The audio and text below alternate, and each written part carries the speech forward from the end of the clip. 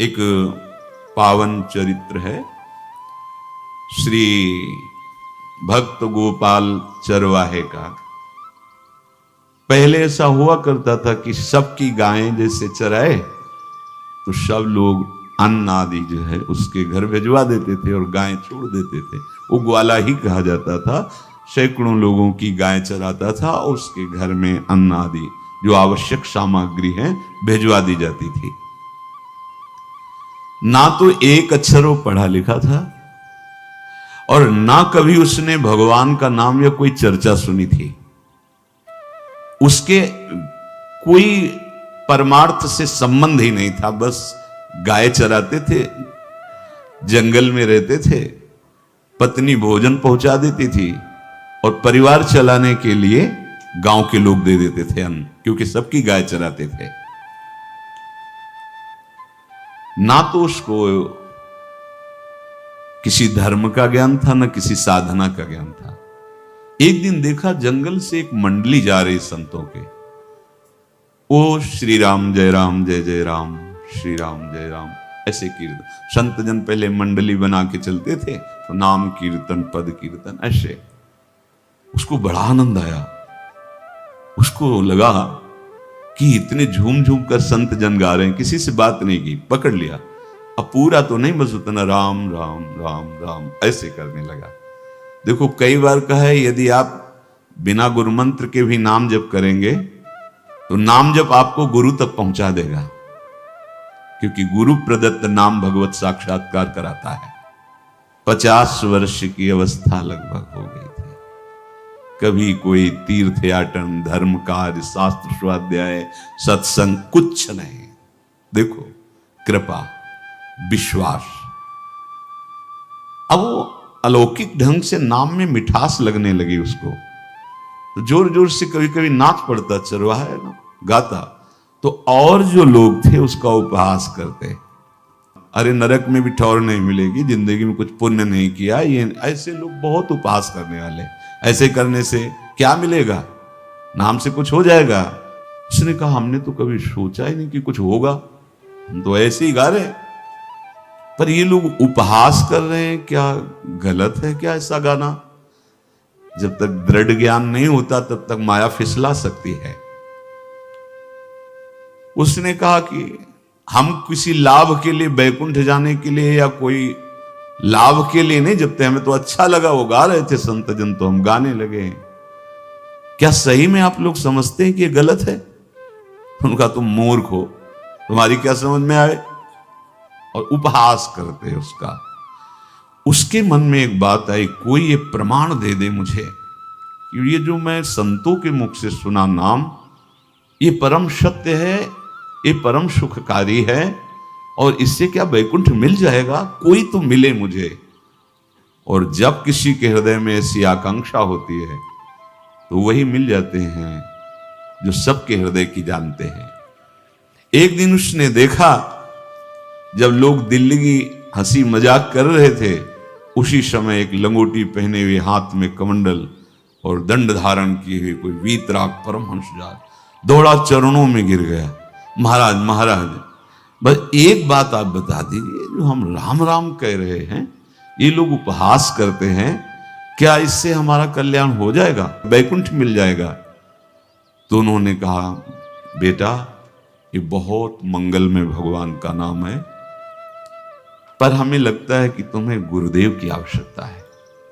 यदि तुम गुरु कृपा पात्र बन जाओ तो इन उपहास करने वालों की बातें तुम्हारे मन में नहीं लगेंगी और निश्चित तुम्हें भगवत साक्षात्कार हो जाएगा। तो पैर पकड़ लिया और कहा महाराज आप ही गुरु बन जाओ ना हमारे, आप ही हमें मंत्र दे दो।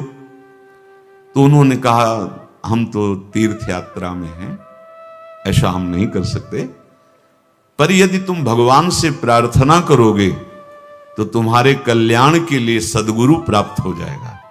इसलिए जैसे कोई पूछते किसको सदगुरु बनाऊं, तुम कहते किसी को नहीं, पहले भगवान को मानो, श्री हरि को, जगत गुरु श्री कृष्ण को, फिर उनसे प्रार्थना करो कि यदि आप आवश्यक समझते हो कि सदगुरु के रूप में आप आकर के हमारा कल्याण करेंगे तो मुझे पहुंचा दो। या आप स्वयं आ जाओ। मैं नहीं खोज कर पाऊंगा, मेरी वो दृष्टि नहीं है कि मैं किसी महापुरुष को पहचान सकूं। मैं तुमसे सत्य कहता हूं, सदगुरु की जो शरण में हो गया तो उसके जीवन नौका की डांट सदगुरु अपने हाथ में ले लेते हैं। फिर उसको कोई भय, कोई उपहास, कोई लज्जा नहीं सताती। वो सुख पूर्वक इस दुखद अपार संसार समुद्र से पार हो जाता है। पर बेटा, तेरे ऊपर भगवान की बड़ी कृपा है, क्योंकि तू संतों को मानता है। तू मेरी बात पर विश्वास कर ले, अंदर से तू एकांत में रो, तुझे सदगुरु मिल जाएंगे। अब ऐसा कहकर वो अपने राह में चले तीर्थ यात्रा के लिए। अब वो खोजता, एकांत में बैठकर देखता, कभी कभी वो पेड़ पे चढ़ जाता कि कोई संत तो नहीं आ रहे हैं। अब उसके लिए वहां भोजन पहुंच जाता, पाता, गाय देखता और बस खोज करता कि सदगुरु आ जाए, सदगुरु आ जाए। बहुत समय व्यतीत हुआ, पर उसका विश्वास नहीं टूटा कि संत ने कहा था कि तुम भावना करो कि सदगुरु आ जाएंगे। भगवान सदगुरु बन करके आ गए, वही है सदगुरु। देखा सामने से बड़े तेजस्वी महात्मा बड़े तीव्र गति से आ रहे। वो दौड़ा, गुरुदेव गुरुदेव, चरणों में लौट गया। चरणों में जे ही गिरा तो एक बिजली सी दौड़ी उसके हृदय में। अब बात बन गई, गुरु मिल गए। वो खड़े हो गए, देखते ही सात्विक भाव उत्पन्न हो रहा है, आंसू निकलने लगे। देखते ही मन में आया कि जो संत कह रहे थे सदगुरु मिल जाएंगे, यही हमारे सदगुरु हैं। हृदय में उत्साह, आतुर आवाज, प्रभु मुझे भवसागर से पार करने वाला गुरु मंत्र दे दो। ऐसे थोड़ी दीक्षा दी जाती कि गली चलते दी जाए, दूंगा। जा पहले स्नान करके आ, फिर एकांत स्थान में बैठेंगे, फिर तेरे को उपदेश देंगे। बोला महाराज, मैं जंगली आदमी हूं, गाय चराता हूं, हमारा घर बार से कोई आना जाना नहीं, यही भोजन आ जाता है। संत ने कहा अच्छा स्नान करो। स्नान करके आए, एक पेड़ के नीचे। भाई मैं तुझे कुछ नियम दूंगा, कुछ शर्त। तो महाराज गंवार आदमी है, ना हम आपका कोई नियम पालन कर पाएंगे, ना कोई व्रत पालन कर पाएंगे, ना कोई साधना कर पाएंगे। आप देख लो हमारी हालत, 50 साल का हूं, पढ़ा लिखा बिल्कुल नहीं, कोई धर्म कर्म नहीं जानता, गाय चराता हूं। मुझसे बहुत बातें नहीं सदेंगी, अगर एक कोई बात बता दो तो प्रण करता हूं जिंदगी में प्राण त्याग सकता हूं, पर एक बात, कोई एक नियम कोई दे दो। हमें बहुत नियम तो नहीं समझ में आएंगे, एक कोई बात बता दो कि ऐसा कर लेना और मंत्र जपना, तो हम प्राण त्याग सकते, पर आपकी आज्ञा उल्लंघन, पर बहुत हम बातें नहीं मान पाएंगे क्योंकि हमारे इतना ज्ञान नहीं है। गोपाल के वचन सुन करके बहुत प्रसन्न हुए संत भगवान। एक नियम तुझे देता हूं, हमारे आराध्य देव श्री कृष्ण हैं, गोविंद हैं। आज से तुम्हारे आराध्य देव गोविंद हुए, हां श्री कृष्ण है। बिना उनको पवाए तुम्हें पाना नहीं है, बस यही तुम्हारे लिए नियम है। तुम्हारे पास जो आवे, सूखी रोटी, दूध, छाछ, जो भी, बिना उनको पवाए पाना नहीं है। सीधा सरल आदमी। गुरुदेव प्राण चाहे चले जाएं, बिना उनको पवाए आज के बाद कभी जिह्वा पे कुछ नहीं जाएगा, ऐसा गुरुजन आदेश करते हैं वैष्णव मार्ग के पथिकों को कि जल भी बिना अर्पित किए मत पियो। अगर आप बिना अर्पित किए पीते हैं तो आपकी बुद्धि में इष्ट देव के प्रति ममत्व तो नहीं आ पाएगा, नहीं आ पाएगा। अब तो गोपाल नाच पड़ा कि गुरु मिल गए, गुरु मंत्र मिल गए और इष्ट का पहचान मिल गई। उसी समय घर से भोजन आया, वही कभी चटनी रोटी, ऐसे ही बैठा एकांत वृक्ष के नीचे, आओ गोविंद भोग पाओ। अब गोपाल विचार में लगा कि आ तो रहे हैं ही नहीं, और गुरुजी ने कहा बिना पवाए पाना नहीं। पूरा दिन व्यतीत हो गया। गुरुजी कह रहे थे घट घट में विराजमान भगवान है तो कहीं से भी प्रकट हो सकते हैं, तो अंदर मंत्र जपता हो, कहता आओ भगवान, पाओ आके, नहीं आए। महाराज हमारे गुरुदेव ने आपका ध्यान जो बताया था वैसे ही आओ, आप पाओ आकर के। रात्रि हो गई, देखा पर वो नहीं आए तो भोजन उठाया, गाय को पवा दिया। तो बहुत सी गायें थी, भूखा रह गया। दूसरे दिन फिर भोजन आया, एक पत्ता टोरा, जल से छिड़का पत्ते और भोजन रखा। भगवान को फिर पुकारा, आओ प्रभु। गुरुदेव ने आज्ञा की, बिना आपको पवाए हम अपनी जबान में नहीं रख सकते। शाम हो गई, रात्रि हो गई, फिर गौ को दे दिया, नहीं पाया। अब एक तो 50 वर्ष की अवस्था और गौओं के पीछे दौड़ना और भोजन पाना नहीं, शरीर में सामर्थ्य धीरे धीरे कम होने लगी। तीसरा दिन, चौथा दिन, पांचवा दिन, छठा दिन, सातवां दिन, दीनानाथ प्राण चाहे निकल जाए, हम गुरु की आज्ञा नहीं तोड़ सकते। अगर आप नहीं आएंगे तो भूखों मर जाऊंगा। पर हम ये बात देखो, ये बात चरवाहा है, कोई साधना पूर्व की नहीं। गौ सेवा के प्रताप से उससे संतों में प्रीति हो गई, नाम की कृपा से गुरु, गुरु की कृपा से नामी की प्राप्ति की चाह। ऐसे कई दिन व्यतीत होते गए, अस्थि मात्र होए रहे शरीरा। पूछते कि क्या बात है, भोजन तो हम रोज लाते हैं, आप रोज लेते हैं, क्या पाते नहीं? आपका विषय नहीं। शिक्षा मिलती है यहां, अपने गुरु उपदिष्ट साधन को किसी से बताना नहीं चाहिए।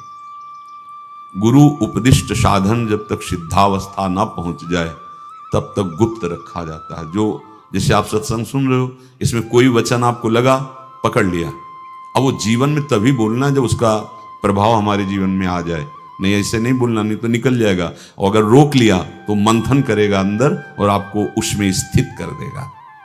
एक भी शब्द नहीं बताया कि हमारी गुरु दीक्षा हो गई, गुरु जी ने कहा था पवा के पाना, और इतने दिन हो गए भगवान तो आ नहीं रहे, इसीलिए हम पा नहीं रहे, तो हमारी ये दशा है। देखो आज का समय ऐसा है कि प्रगट में सब इंद्रियों के पोषण की व्यवस्थाएं भगवान दी, चाहे गृहस्थ हो चाहे विरक्त हो, लेकिन क्या हमारे अंदर निष्ठा है ऐसी?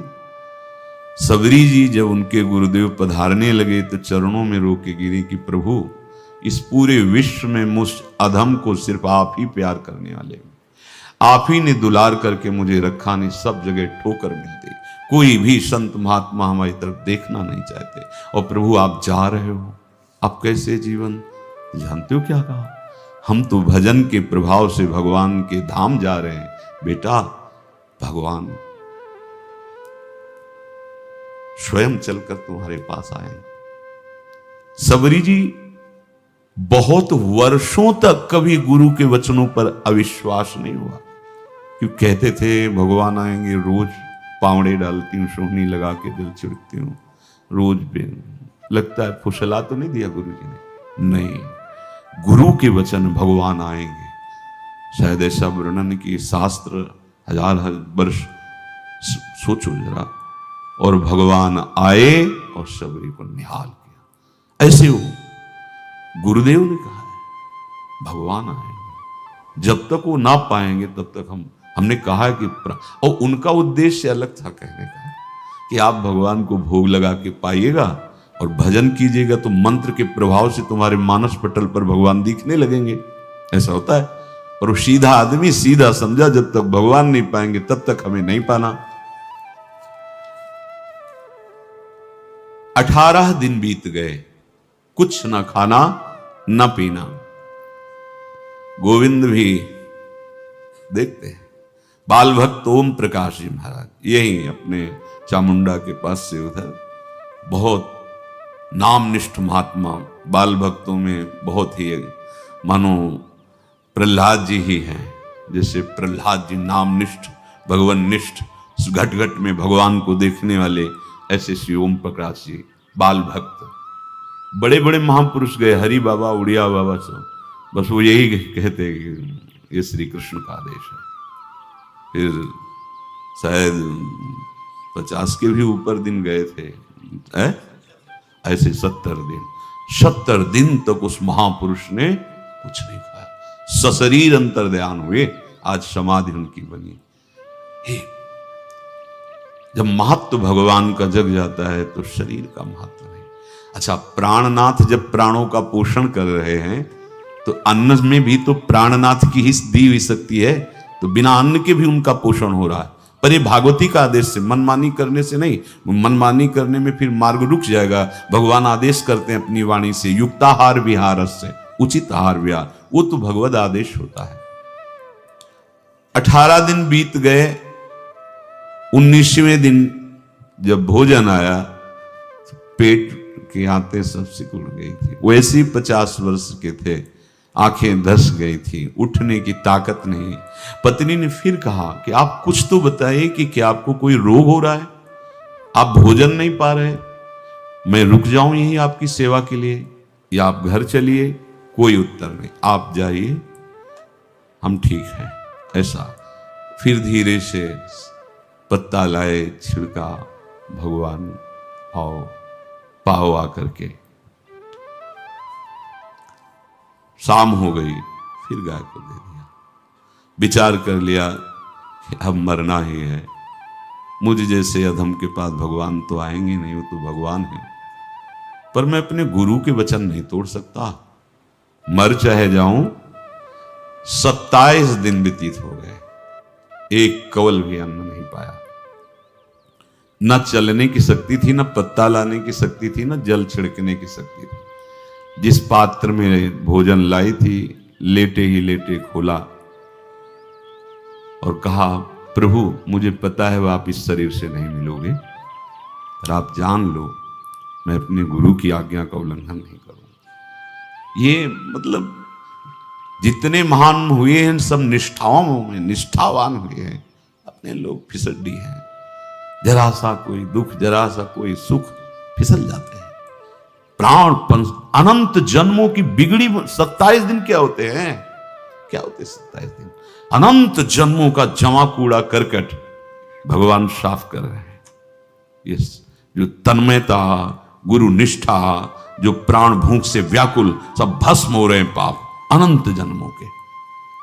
अनंत जन्मों, जैसे हम सोचे कि भगवान इतने निर्दयी कैसे हैं? नहीं निर्दयी, आत्मा को कुछ फर्क नहीं पड़ता। और शरीर ने जो किए हैं जन्म जन्मांतरों के, वो निष्ठा के कारण दुख नहीं पहुंचेगा। निष्ठावान को दुख नहीं पहुंचता, वो आपको दिखाई देगा दूर से, उसको दुख नहीं पहुंचता, क्योंकि निष्ठा का कवच है, वो कभी कोई भेद नहीं सकता। किसी भी माया के यंत्र में ताकत नहीं कि निष्ठा को भेद सके, उसी को निष्ठा कहते हैं, नहीं भेद पाई। 27वां दिन है। पति की दशा देख करके कहा, स्वामी अब तो आप कहोगे भी तो मैं नहीं जाऊंगी। हम आपकी दशा, इशारे से कहा, आज भर चली जा, क्योंकि उसको लग रहा था आज प्राण निकल जाएंगे। आज भर चली जा, फिर कल से जैसी तेरी इच्छा, आज चली जा। इशारे से, बोलने की भी सामर्थ्य नहीं थी। गोपाल के आंसुओं की धारा चल रही, पड़े पड़े धीरे से खोला जो भोग है, और अंतस्थल, आज बोल भी नहीं पा रहे, अंतस्थल से कह रहे, प्रभु अब चाहे आके पालो या लिवा जाके पवा देना, देख लो आप, आखिरी है, आके पालो या लिवा जाना, अपने यहां पवाना, क्योंकि हमारे यहां तो पाए नहीं आप। बड़े प्रेम से अंदर से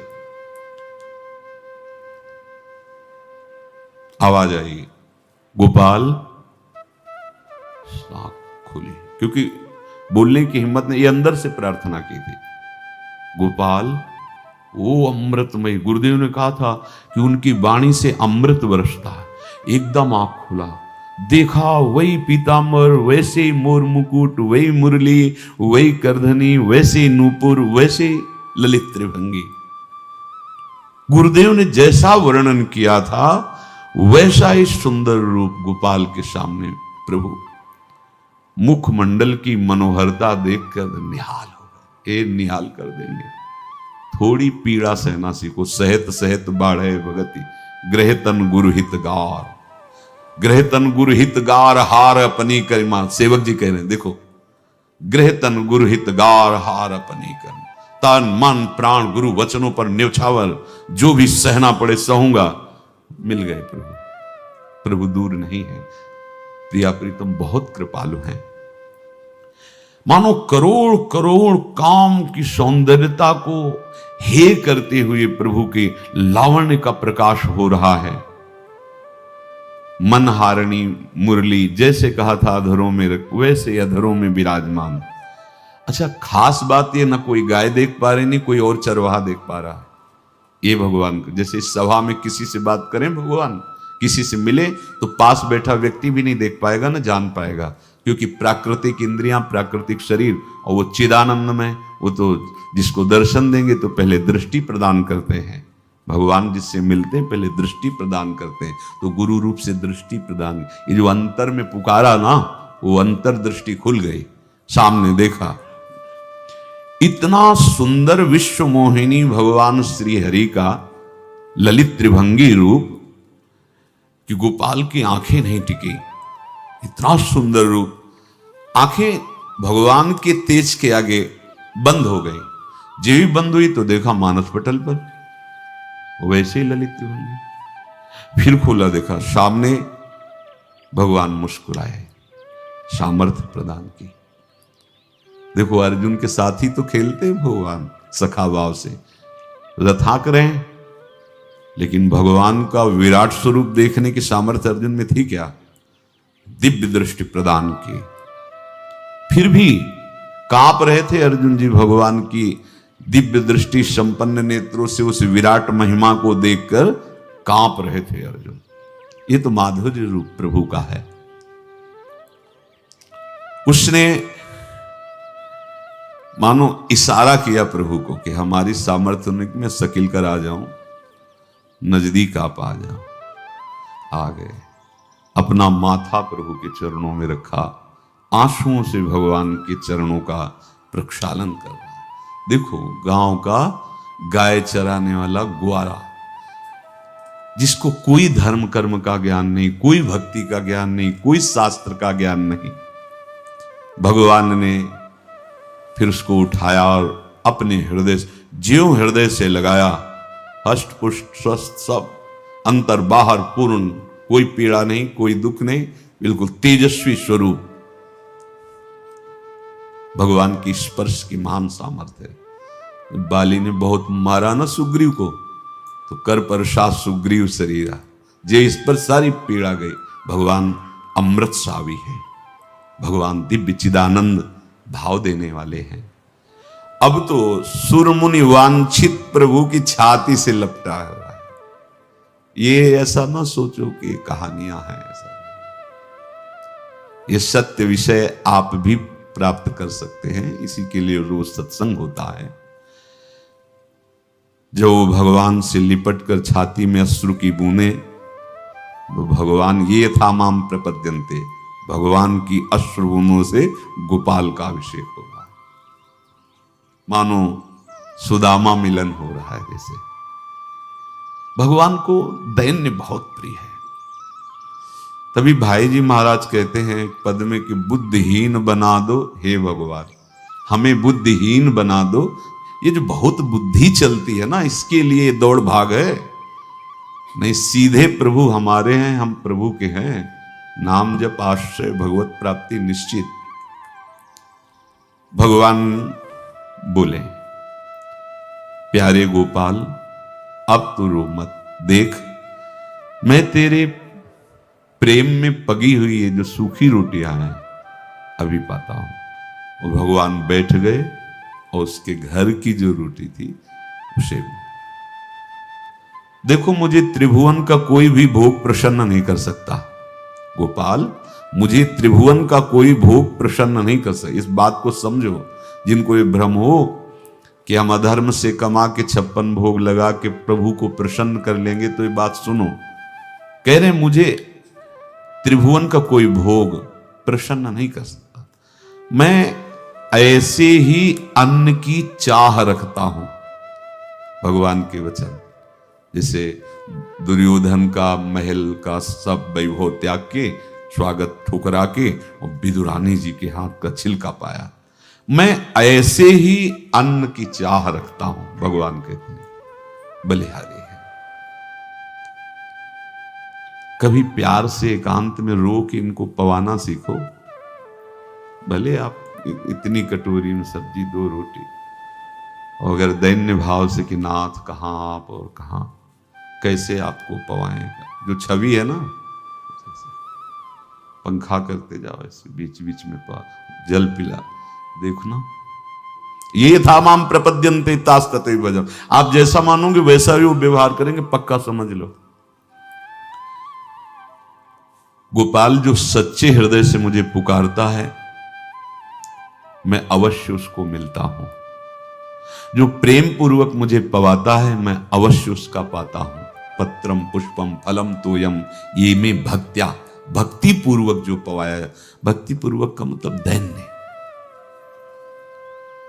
अभक्त में अहंकार होता है, देखो ये किया मैंने, वो भगवान स्वीकार नहीं करते। वो आपका शुभ कर्म बन सकता है, अब वो भी धर्म से कमाई की है तो, पर भगवान की प्रसन्नता का हेतु होगा दैन्य। जहां भी देखो, हमारे स्वामी को जहां भी देखो दैन्य में बिके हुए पाए गए, दैन्य में। और ये दैन्य किसी बाजार में नहीं मिलती, ये दैन्यता बनावटी नहीं होती, ये वस्तुतः हृदय की होती, भगवत प्रदत्त ही होती है। पर जो संत सदगुरुदेव की आज्ञा का अक्षरशः पालन करे तो इस दैन्य का निश्चित प्रादुर्भाव हो जाएगा, अहंकार गलित हो जाएगा। वत्स, मैं किसी भी वस्तु का कभी भूखा नहीं हूं। मानो गोपाल के बहाने से हमको समझा रहे हैं, क्या चाहिए भगवान को, क्या चाहिए? कुछ भी कर लो, माना कि तुम तात्कालिक वर्तमान दुख को मिटा सकते हो, तात्कालिक, लेकिन संपूर्ण दुखों को मिटाने के लिए हरिनाम गरज रहा है, राधा नाम गरज रहा है। आपसे प्रार्थना है, समझो इस बात को। कलयुग केवल नाम आधारा। देखो, सुन के राम राम शुरू किया, मिल गए सिद्ध सदगुरुदेव, दे दिया मंत्र, बता दी निष्ठा, और मिल गए भगवान। और भगवान कह रहे हैं, अब तेरे जीवन में कभी दुख का लेस नहीं रहेगा, तू अब घर जा, अब किसी की गाय चराने की जरूरत नहीं है, कुल परंपरागत तेरे लक्ष्मी बढ़ती रहेगी, तुझे कुछ करने की जरूरत नहीं। देखो, बड़े बड़े सोने के पहाड़ किसी सुनार ने बनाए क्या? प्रभु ने तो बनाया। भगवान हंसते हंसते समझ ही नहीं पाए और अंतर्धान हो गए। अभी गोपाल कुछ अपने मन भर के देख नहीं पाया था, कह नहीं पाया था, भगवान अंतर्धान हो गए। अब तो चिल्ला चिल्ला के रोने लगा और विवश होके आंख मूंदी तो देखा उसके मानस पटल पर छाए। अब तो राजी हो गया कि ये मेरे प्रभु ऐसी जगह विराजमान हो गए, कोई देख नहीं पाएगा, हम रोज बात करेंगे, रोज दर्शन करेंगे। नारायण या गौर श्याम को हृदय निकुंज बसइए। तो इसलिए धैर्य धारण करके, कितना भी कष्ट हो, अब पीछे मत हटो, फिसलो मत। माया अपने पार्षदों को भेजेगी। प्रभु का चिंतन छूटे वो कुछ भी स्वीकार नहीं। प्रभु का चिंतन होते हुए जो हो रहा है उनका सृष्टि का कार्य है, जो जो जिसको सेवा दी हो रहा है। हमारा प्रभु का आश्रय अगर बदला किसी व्यक्ति का आश्रय या किसी अन्य का आश्रय, बहुत घाटा हो जाएगा। अपने इस मन को देखते रहिए कि प्रभु को प्रथम नंबर में रखता है या द्वितीय नंबर में।